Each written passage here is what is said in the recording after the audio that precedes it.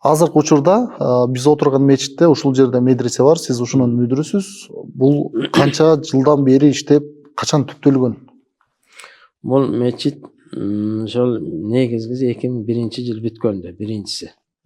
Андан кийин бул жака 2003-жылы медресе салдык 3 комнат кылып. Өзбек Ажы Салбек Алла разы болсун. 3 комнат кылып. Бирөө контор болуп, ошону менен 4 болду да. Ошентип жүрүп бул жерде мечит бул медресе бош туруп калды. Бош туруп калганда Сираждын дамынан билесиздер, Арчебештагы медресе. Анан булар мына Серктин алдында автовокзал бар да, гараж. Ошол жердин бир нелерде балдар окуп жүрдү да. Анан убакыт өтүп, күн өтүп, алар да жерден чыгаратан болуп калды да. Кандай болду, мындай болду. Ошо Сираждын даманы менен жолугуп калып, ушу бизге медресе керек болуп атат деп калганы, анда бул жака келе бергиле. Bu yerде ушунча комнат бар, келип балдарыңарды окута бергиле деп калдык. Анан алар көчүп келди бул жерге.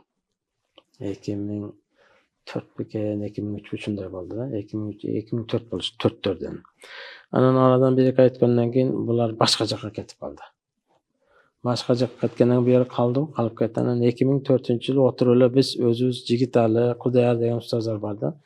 Ошонтип отуруп бул жерде сентябрь өтүп, октябрга караганда ушинтип эле отуруп эле да, медресе ачайлык деп туруп эле үчөөбүз кеңешип отуруп, ушул жерде медресеге балдарга реклама бердик да.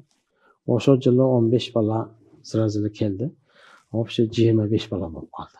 Ошону ошентип баштаганбыз. Анан 2005-жылы бул медресени юридический документацияга өткөрүп, документ алдык.